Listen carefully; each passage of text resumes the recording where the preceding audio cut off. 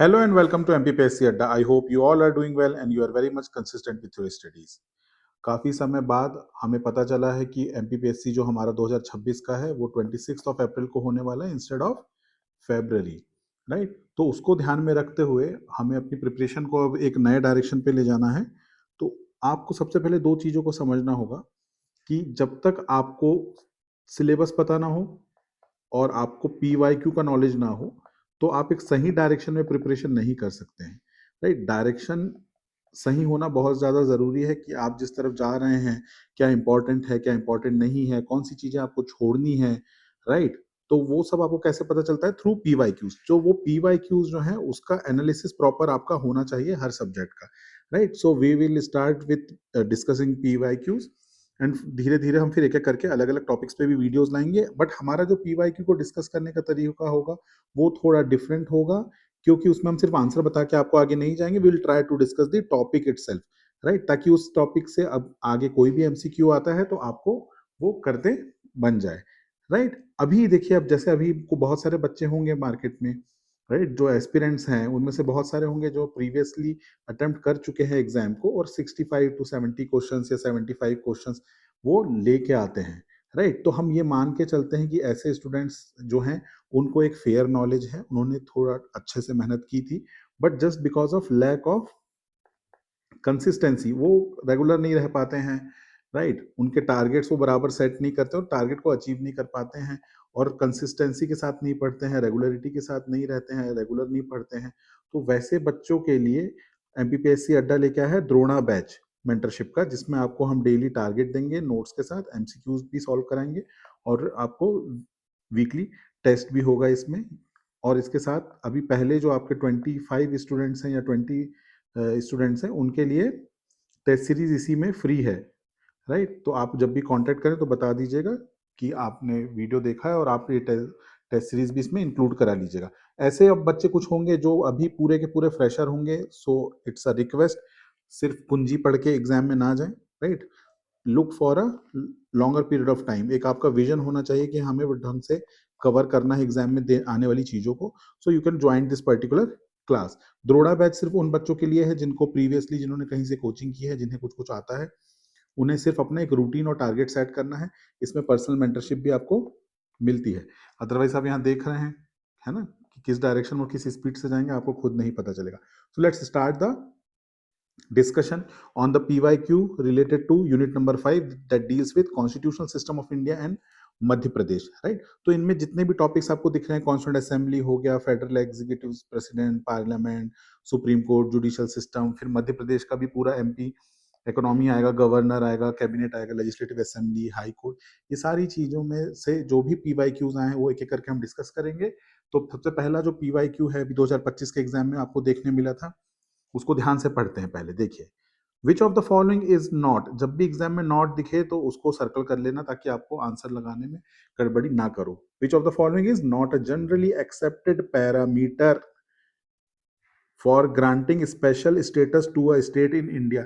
इनमें से कौन सा पैरामीटर नहीं है किसी भी इंडियन स्टेट को एक स्पेशल स्टेटस देने के टाइम हम कुछ पैरामीटर्स लाते हैं, इनमें से कौन सा पैरामीटर नहीं है ये पूछा गया है। तो इसका मतलब है कि आपको यहाँ पे 4 ऑप्शन में से पता होना चाहिए कि कौन कौन से पैरामीटर्स होते हैं, राइट? यहाँ तो ठीक है, आंसर इज कि ये नहीं है। Sizeable SC and ST population नहीं है क्योंकि SC को कंसिडर नहीं किया जाता है, ट्राइबल पॉपुलेशन को किया जाता है, राइट? तो यहाँ पे भी आप देख सकते हैं लो पॉपुलेशन डेंसिटी या फिर साइजेबल ट्राइबल पॉपुलेशन लिखा है ना, साइजेबल ट्राइबल पॉपुलेशन, ठीक?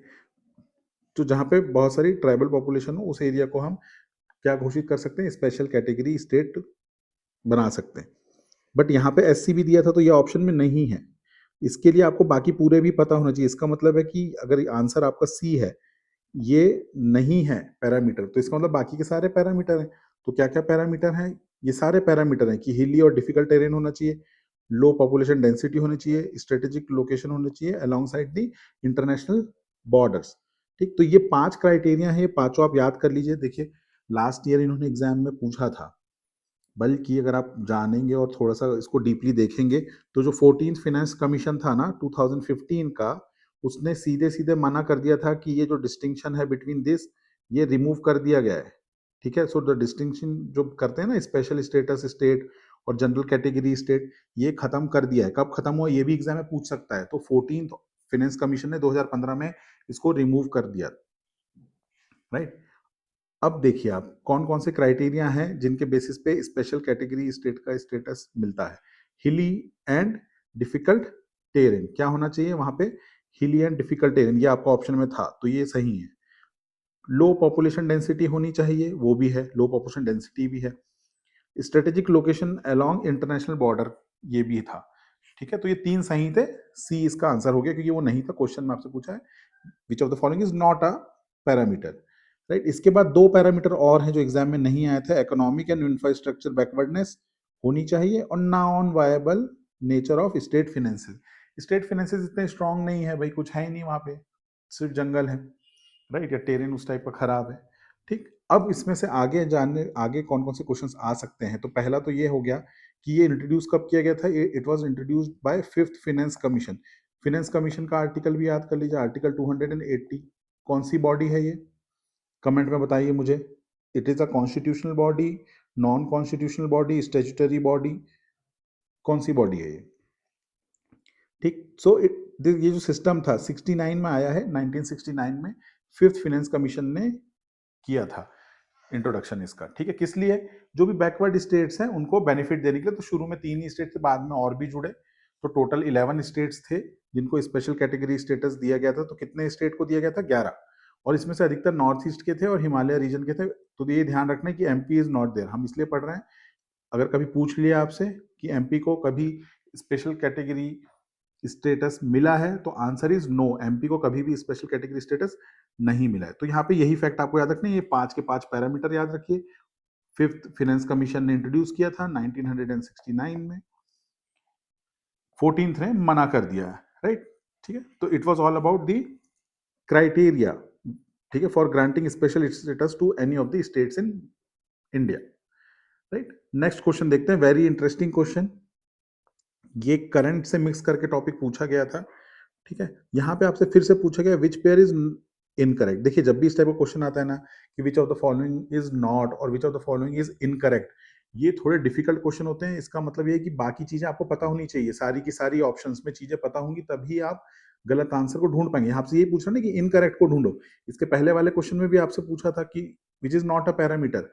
तो इसका मतलब है कि आपको डीप में जाके थोड़ा पढ़ना होगा। अब वो जमाना गया कि एक किताब आती थी, उसको देख लिया, उसको सिर्फ रीड कर लिया, वहां से फैक्चुअल चीजें मिल गई कि हाँ ये फंडामेंटल राइट्स ये रहे, इनके आर्टिकल ये है, डीपीएसपी ये है, फंडामेंटल ड्यूटीज ये है, उससे काम नहीं बनेगा।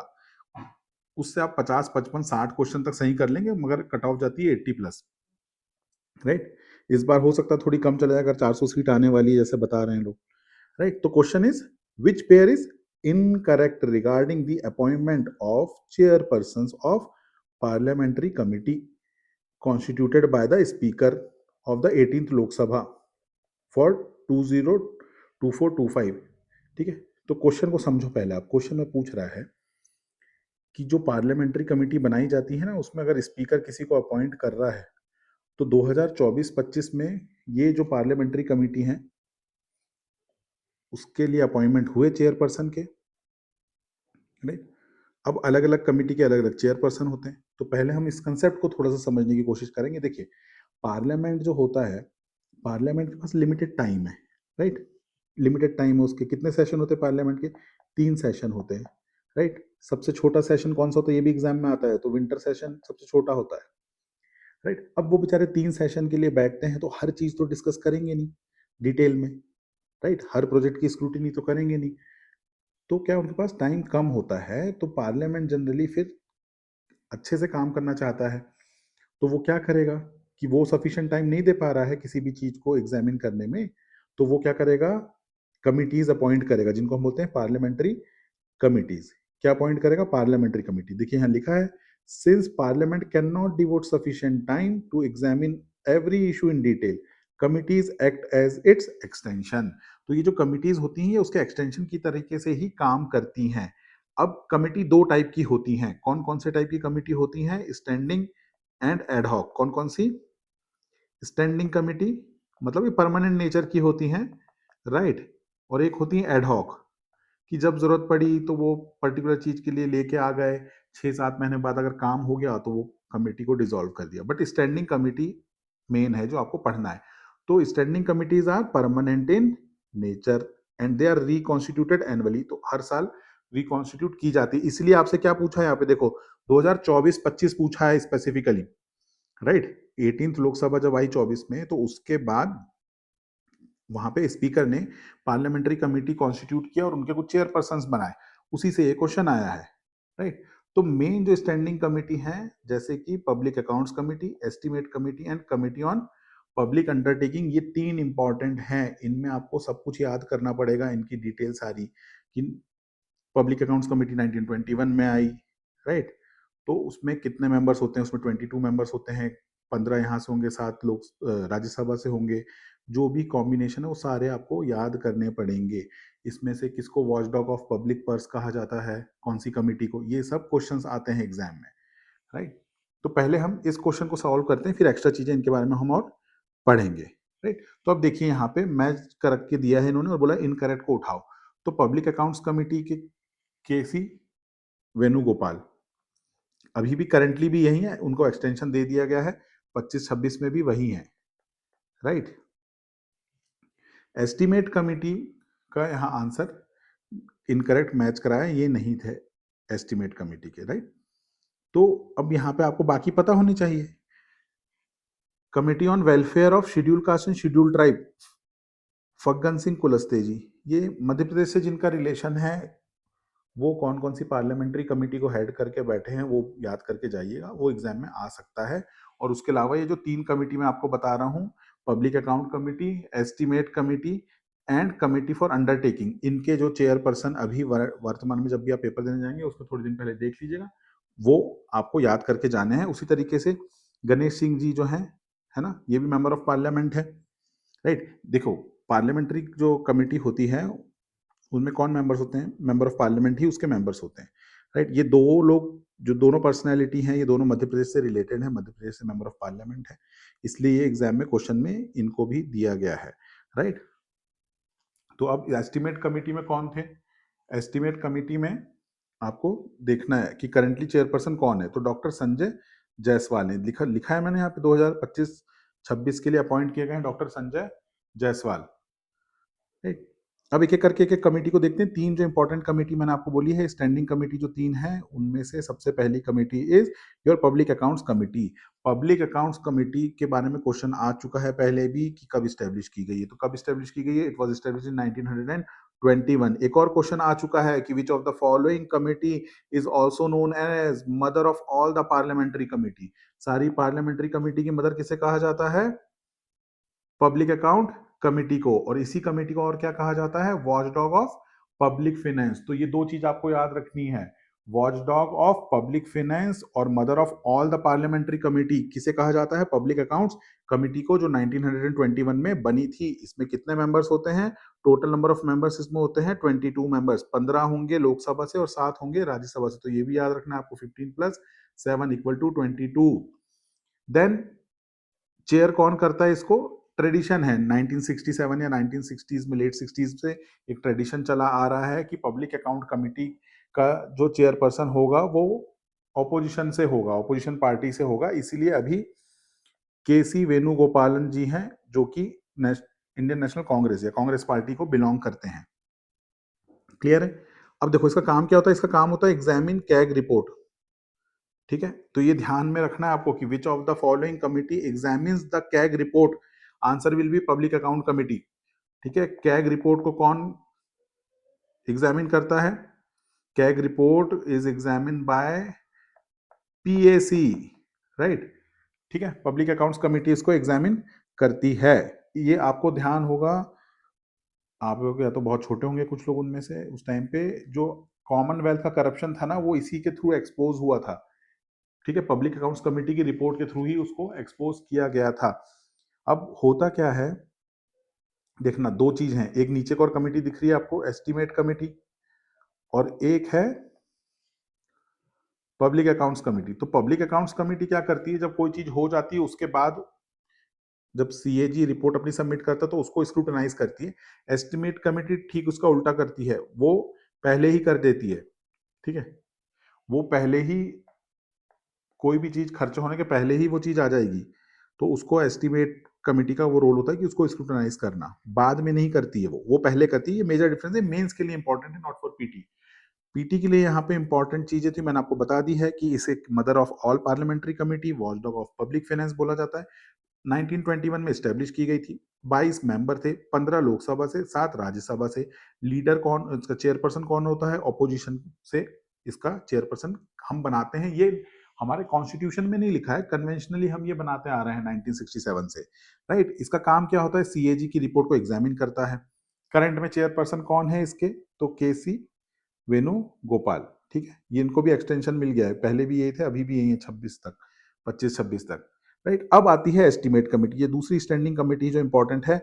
It is called as the continuous economy committee. इसे क्या कहा जाता है? Continuous economy committee. ये इंपॉर्टेंट है, ये सब चीजें याद रखनी है आपको। कंटिन्यूअस इकोनॉमी कमेटी, इकोनॉमी देख के आप पब्लिक अकाउंट्स कमेटी मत लगा के आ जाना आंसर, ठीक है। तो ये आपको याद रहना चाहिए कि कौन सी कमेटी को और किस क्या बुलाया जाता है।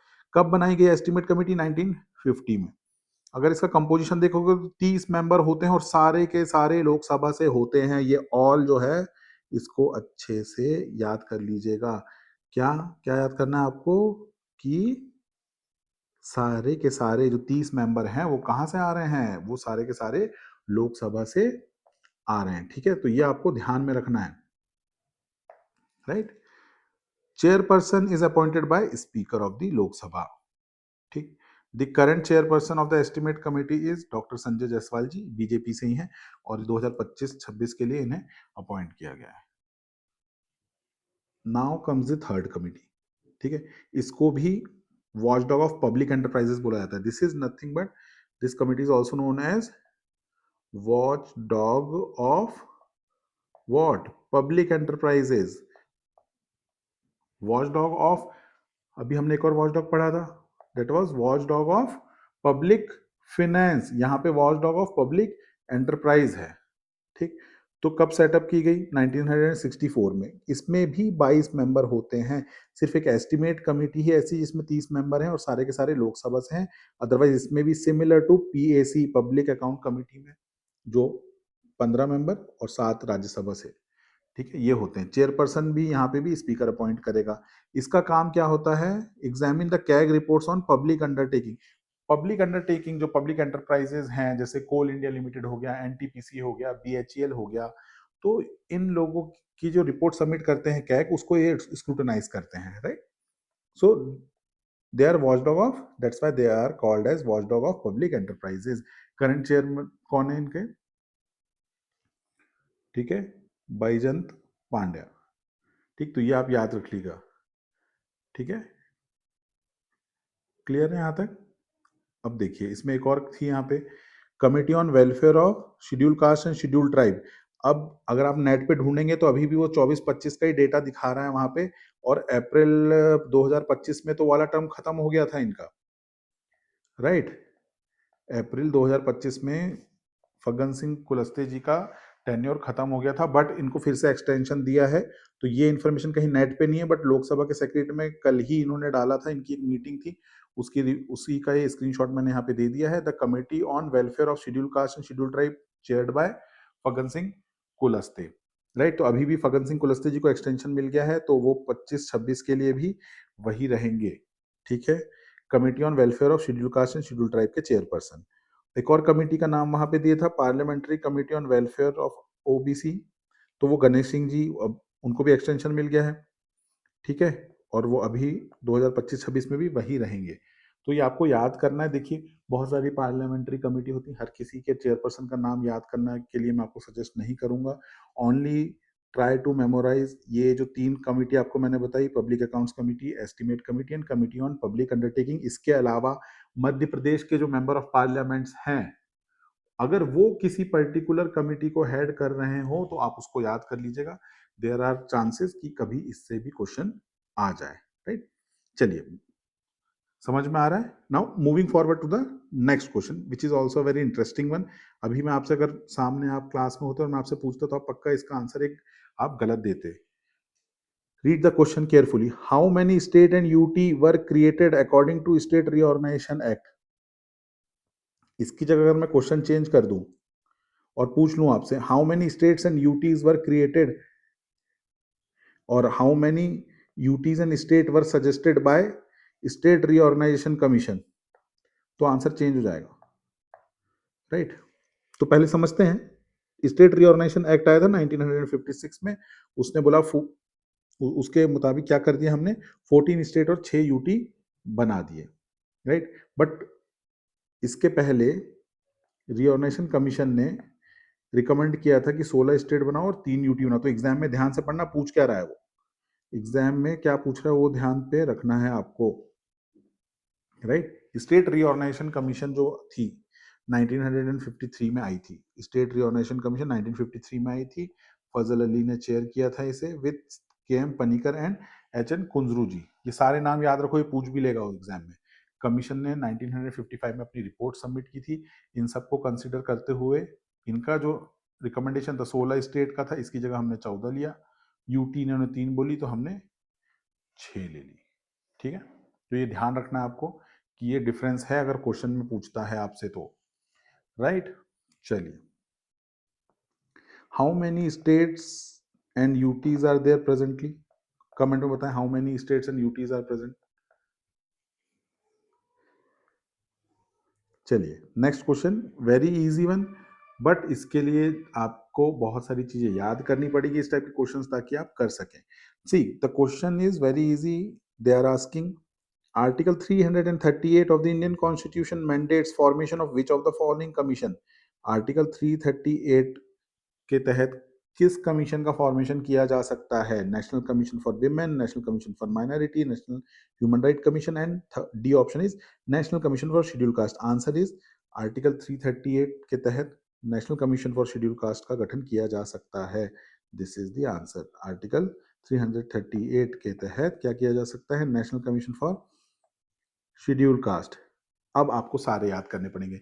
National commission for schedule tribe, उसी के जस्ट आगे वाला national commission for schedule tribe is 338। National commission for backward class 338 B. अब यहाँ पे जो 338 बी है, इसमें जो national commission for backward classes है उसको कॉन्स्टिट्यूशनल स्टेटस दिया गया है। क्या दे दिया गया है उसे? कॉन्स्टिट्यूशनल बॉडी बना दिया गया है। किस किस कॉन्स्टिट्यूशनल अमेंडमेंट एक्ट से बनाया गया है? 102nd constitutional amendment act. ये सब याद रहना चाहिए आपको। 102nd constitutional amendment act, right? 2018 का अमेंडमेंट एक्ट है। Please correct me if I am wrong, ठीक है? 102nd कॉन्स्टिट्यूशनल अमेंडमेंट के तहत इसे एक कॉन्स्टिट्यूशनल बॉडी बना दिया गया है अंडर आर्टिकल 338 बी। फिर commission for scheduled area and schedule tribe 339। फिर ये इंपॉर्टेंट है, ये सबसे इजी है, 324, that is election commission of India. अच्छा मुझे ये बताइए, एडल्ट फ्रेंचाइज या आपको राइट टू वोट जो दिया गया है, ये किस आर्टिकल के तहत दिया गया है बताइए? हाँ, ऑप्शंस आर 324, 325, 326, 327। जल्दी से सोचिए, 10 सेकंड का टाइम है। करेक्ट आंसर इज 326, ठीक है? अभी मैंने आपसे डिस्कस किया था पहले क्वेश्चन में, जब फाइनेंस कमीशन की बात आई थी कि फिफ्थ फाइनेंस कमीशन लेके आया था स्पेशल स्टेटस देने का 1969 में, यही पढ़ा था। और 14th फाइनेंस कमीशन ने 2015 में मना कर दिया, बोला कि भाई इस तरीके से आप डिफ्रेंशिएशन मत करो, है ना? स्पेशल कैटेगरी मत दो किसी भी स्टेट को, जरूरत के हिसाब से ही हम पैसे लोगों को देंगे, राइट? तो ये आपको याद कर लेना था। 315 जो है वो बताता है कि you can establish UPSC and state PSC, right? तो ये भी आपको ध्यान में रखना है। अच्छा मुझे एक यहाँ पे बताइए, स्टेट पीएससी से मुझे याद आया, एमपीपीएससी है ना, राइट? एमपीपीएससी के फंक्शंस किस आर्टिकल में दिए, मतलब किस आर्टिकल के थ्रू हम बात करेंगे फंक्शंस अगर हम बोलते हैं? अगर किसी को आइडिया हो तो मुझे बताइए कमेंट बॉक्स में। राइट। चलिए नेक्स्ट देखते हैं, दो और रह गए हैं, article 340 commission for backward classes and 350 B for special officer for linguistic minority. Clear है, तो ये आपको सारे याद करने पड़ेंगे बेटा, ये सारी चीजों से आप स्केप नहीं कर सकते, एग्जाम में आएगा क्वेश्चन, आपको बनना चाहिए वो। राइट, तो ये सारे आर्टिकल इंपॉर्टेंट है, वो मैंने बताया। ये सारी बॉडीज जो हैं ये सब कॉन्स्टिट्यूशनल बॉडीज हैं। What are constitutional body? Constitutional bodies वो बॉडी होती है, देखिए बॉडीज को दो पार्ट में डिवाइड कर सकते हो आप, कॉन्स्टिट्यूशनल एंड स्टैट्यूटरी। कॉन्स्टिट्यूशनल का मतलब ये है कि उसका अलग से कॉन्स्टिट्यूशन में एक आर्टिकल दिया हुआ है और उस आर्टिकल के थ्रू एम्पावर कर रहे हैं हम पार्लियामेंट को कि आप वो बॉडी बनाओ। स्टैट्यूटरी ये होता है कि आपने कोई एक एक्ट बनाया, एक एक्ट लेके आ रहे हैं और या स्टैट्यूट लेके आ रहे हैं, दोनों सेम ही चीज होती है, तो आप उस एक्ट के थ्रू उस बॉडी का फॉर्मेशन कर रहे हो, तो that will be considered as statutory body. Right, तो ये जितनी भी बॉडीज दिख रही हैं these are all constitutional bodies. चलिए, very factual question they have asked. Dash was the governor of Madhya Pradesh when president rule was imposed in Madhya Pradesh between this particular date, right? अब देखिए यहाँ पे पहले तो आप मुझे ये बताइए, how many times president rule has been imposed in Madhya Pradesh? President rule has been imposed thrice, 3 बार प्रेसिडेंट रूल लगाया गया है। ठीक है, अगर क्वेश्चन आता है during the tenure of how many governor president rule was there, ध्यान से सुनिए क्या बोल रहा हूं मैं आपको, during the tenure of how many governor president rule was imposed in Madhya Pradesh in MP. ध्यान से समझिएगा, प्रेसिडेंट रूल ऐसे तो 3 बार लगा है, बट क्वेश्चन आ रहा है कि कितने गवर्नर के पीरियड में प्रेसिडेंट रूल रहा है, तो आंसर विल बी 5, इसका आंसर 5 होगा। कैसे, अभी मैं बता देता हूं आपको। यहां आप देख रहे हैं, दिस इज योर क्या, this is your first president rule. ठीक, ये जो पीरियड है, ठीक है, 17 फरवरी 1980 से 9 जून 1980 तक, this is second president rule, this is the third president rule. Right, तो ये आपको याद करना पड़ेगा, इनके ईयर्स याद करने पड़ेंगे। इनमें से क्वेश्चंस और क्या क्या आ सकते हैं, एक बार इसका हम पहले आंसर देख लें फिर हम डिस्कस करते हैं। क्वेश्चन आपसे पूछा था कि प्रेसिडेंट रूल जब इम्पोज किया हुआ था 30 अप्रैल 1977 से लेके 23 जून 1977 तक, तो गवर्नर कौन थे? तो आंसर इज सत्यनारायण सिन्हा जी थे। ठीक है, सत्यनारायण सिन्हा जी थे, यहाँ पे भी आप देख सकते हो, ये है ना श्री सत्यनारायण सिन्हा जी, तो वो उस टाइम पे थे। अब आपको 2-4 फैक्ट मैं और बता देता हूँ, ठीक है, उसमें से रीजंस तो देखो वो तो बस आपके इंटरव्यू में काम आएंगे बताने के लिए कि फर्स्ट प्रेसिडेंट रूल जब मध्य प्रदेश में लगा था तो it was because of the dismissal of Shyam चरण शुक्ल गवर्नमेंट। श्याम चरण शुक्ला जी की गवर्नमेंट जो थी ना, ये कितने दिन का है ये? इट इज ऑफ 55 डेज, तो ये 55 डेज चली, तो this one is nothing, this is the shortest duration, was the shortest. ठीक है, तो ये शॉर्टेस्ट स्पेल का शॉर्ट, ये याद रख लीजिएगा, शॉर्टेज स्पेल किस प्रेसिडेंट इमरजेंसी का रहा मध्य प्रदेश में?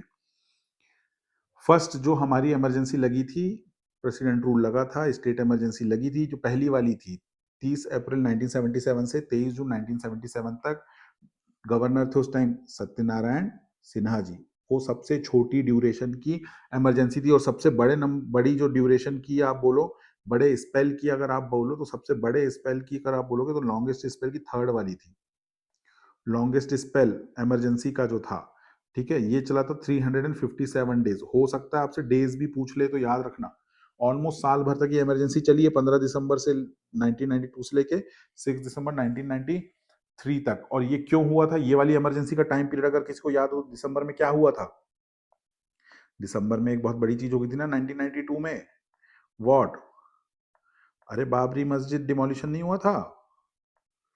बाबरी मस्जिद का डिमोलिशन तो हुआ था इस टाइम पीरियड पे, तो उसी के बाद हुआ था, तो उसके बाद कम्युनल टेंशन बढ़ गई थी, तो कम्युनल टेंशन के कारण फिर यहाँ पे क्या लगा दिया गया, प्रेसिडेंट रूल लगा दिया गया। प्रेसिडेंट रूल का आर्टिकल बताओ मुझे, चलो ये सब इजी इजी चीजें मैं आपको नहीं बताऊंगा, आप मुझे बताएंगे, ठीक है।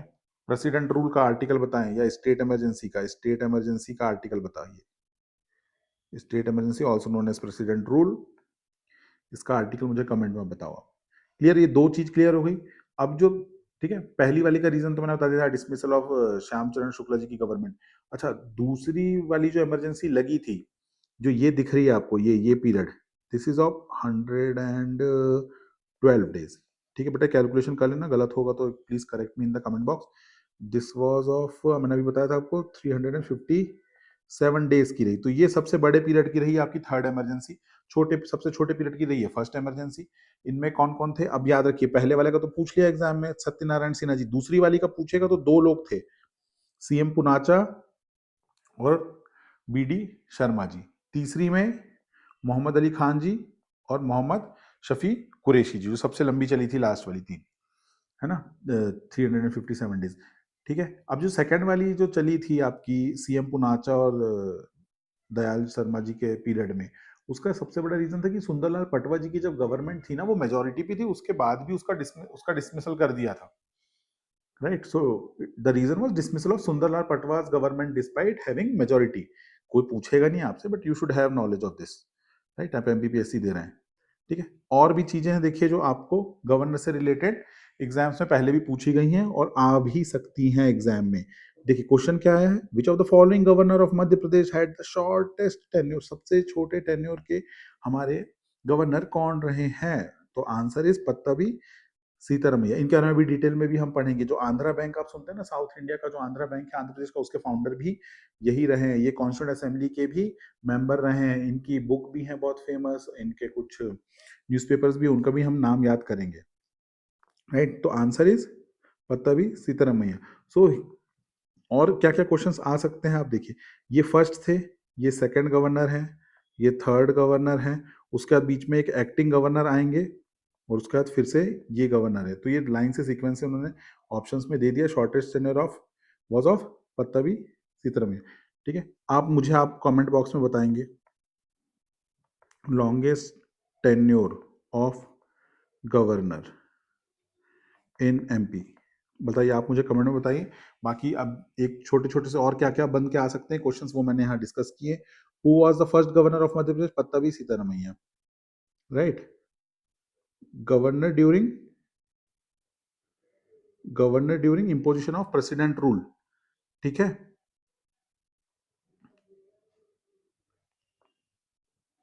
सॉरी इसको मत देखिए, governor during imposition of president rule कौन था? अभी हमने डिस्कस किया था। राइट, महमूद अली खान जी थे। ठीक है, ध्यान से देखो क्वेश्चन में क्या पूछा, 92 से 93। ठीक है, 92 से 93, 93 नहीं बोला है, 92 से 93 बोला, इसलिए आंसर हो जाएगा महमूद अली खान जी। राइट, उसी तरीके से which governor of Madhya Pradesh later became the vice president of India, ये भी इंपॉर्टेंट क्वेश्चन है। Doctor Shankar Dayal Sharma who was governor later became vice president of India, ये इंपॉर्टेंट क्वेश्चन है, याद रखिएगा। ठीक है, ये हमारे गवर्नर थे, बाद में आके वाइस प्रेसिडेंट भी बने। Which governor served the shortest tenure during president rule? President rule के समय सबसे शॉर्टेस्ट टर्म किसका रहा? ये देखिए घुमा दिया क्वेश्चन को, सबसे छोटी प्रेसिडेंट रूल या इमरजेंसी रही पहली वाली, बट क्वेश्चन पूछा है कि कौन से गवर्नर ने सबसे छोटे टर्म, शॉर्टेस्ट टर्म थे ड्यूरिंग प्रेसिडेंट रूल? तो बीडी शर्मा जी थे, केवल 41 दिन के लिए। ये सब मैं फैक्ट्स लेके आऊँ, आप इसको याद कर लीजिए। ठीक है, सबसे छोटे समय तक कौन रहे हैं प्रेसिडेंट रूल के टाइम पे? Governor BD Sharma. और सबसे लंबे समय तक कौन रहे हैं?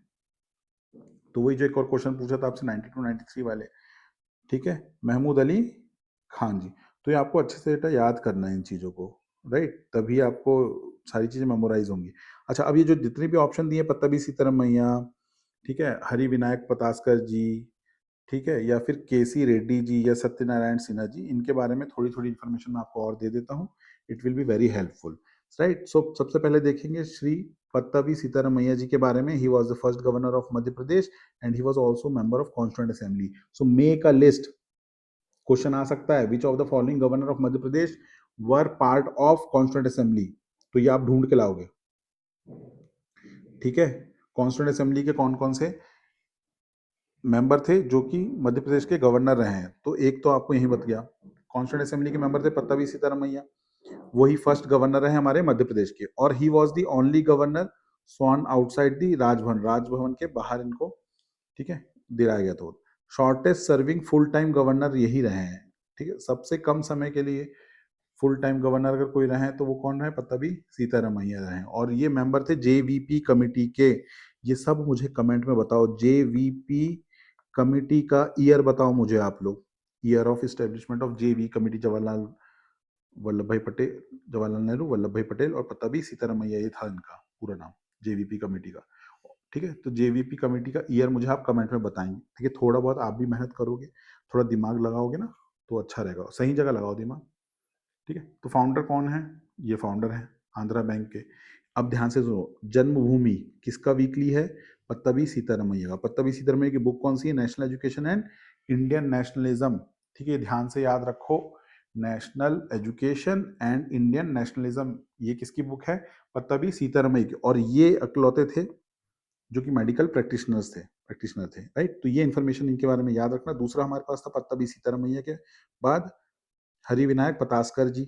हनी, ये सेकंड गवर्नर थे हमारे, ठीक है। पद्म विभूषण मिला था इनको, तो इनको बोलते थे पद्म विभूषण हरि विनायक पतास्कर जी। तो याद रखना इनको पद्म विभूषण मिला था। तो पद्मा अवार्ड जो होते हैं, पद्मा अवार्ड 3 होते हैं ना, कौन कौन से होते हैं, पद्मश्री, पद्म भूषण, पद्म विभूषण। पद्मश्री, पद्म भूषण एंड पद्म विभूषण।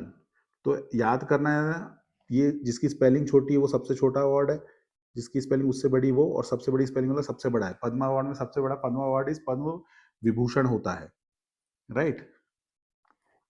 क्वेश्चन आता है इनके बारे में, क्वेश्चन ये हमेशा, ठीक है।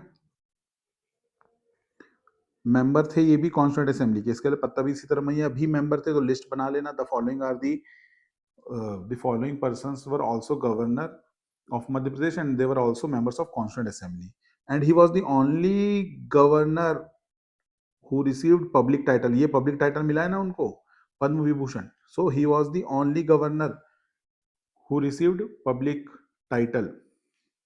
longest serving full time governor थे ये, ठीक है। shortest थे Pattabhi Sitaramayya, shortest was Pattabhi Sitaramayya and longest was Pataskar ji. Second वाले हैं वो सबसे लॉन्गेस्ट टर्म के लिए बने हैं, ठीक है। और he was a law minister when Hindu code bill was passed, ये ध्यान रखना, ये पूछ भी लेगा एग्जाम में, who was the law minister when Hindu code bill was passed. तो आंसर इज हरि विनायक पतास्कर जी, ठीक है। तीसरे उसमें थे केसी रेड्डी, ये सीएम थे। ये भी एग्जाम में इस टाइप के क्वेश्चन आ चुके हैं पहले। Which of the following person was CM of Mysore state and later he became governor of Madhya Pradesh. तो answer will be KC Reddy. और जो जब ये आए थे अपने टेन्योर में केसी रेड्डी जी, तो उस टाइम हमारे यहाँ 4 सीएम रहे, ठीक है, अलग अलग। द्वारका प्रसाद मिश्र, गोविंद नारायण सिंह जी, नरेश चंद्र सिंह जी और Shyamcharan Shukla ji. And he was also member of constituent assembly. तो जो शुरू के 3 हैं, first governor, second governor, third governor, right, कौन कौन, पट्टाभी सीतारमैया जी, पतास्कर जी और केसी रेड्डी, ये तीनों के तीनों कॉन्स्टिट्यूंट असेंबली के मेंबर रहे हैं, ये आपको याद रखना है, ठीक है। चलिए, फिर लास्ट थे सिन्हा जी। सिन्हा जी का नाम अभी हमने फिर पढ़ा था, क्या, प्रेसिडेंट रूल, राइट। पहला जब प्रेसिडेंट रूल लगा, राइट, तो कौन थे उस टाइम पे governor, he was the governor SN Sinha ji. और ये चीफ मिनिस्टर भी रहे बिहार के। और जो लोकसभा थी पहली, दूसरी और तीसरी, इसके भी मेंबर रहे। ये सारे इस टाइप के क्वेश्चंस, इंफॉर्मेशन पूछे गए हैं एग्जाम में प्रीवियसली, इसलिए इनको यहाँ पे हमने डिस्कस किया है। तो आपको अब कुछ नहीं करना है, just pause this video and 2 minute के लिए आप सोचिए कि आपका लेवल क्या है प्रिपरेशन का। बताई हुई इंफॉर्मेशन से मैक्सिमम चीजें अगर आपको आती थी, right, so check your level of preparation and be fair to you, right. अपने आप से झूठ नहीं बोलना है, ठीक है। आप लोग जनरली कोशिश करते हैं कि हाँ ठीक है, मेरी इमेज ना स्टेक पे है तो मैं झूठ बोल दूँ। अपने आप से क्या झूठ बोलना, अपने आप को देखिए, अपना लेवल चेक करिए and accordingly you start preparing for the examination. You are getting more than around 120 days, right. इसको अगर फुल्ली यूटिलाइज करेंगे तो you can easily crack the exam. The only thing which you needed is the right direction, right? If you need any help regarding any like any what you can say, any of your doubt, preparation कैसे करनी है आपको, you can anytime connect with us at 9953 733 830. You can just drop a message, either you drop a WhatsApp message or just directly call it. We'll discuss with you, right? And one more thing, we are completely into English medium, right? So we are completely into English medium. We are not catering Hindi medium students as of now. So feel free to connect us, and you can also see other videos also in the YouTube channel of us, that is NPPSC Adda official, right? And if you like this if you like the content and the approach, please hit the like button and subscribe to our channel and share it with your friends. Thank you very much. Have a good day. We will soon come with another video. Thank you.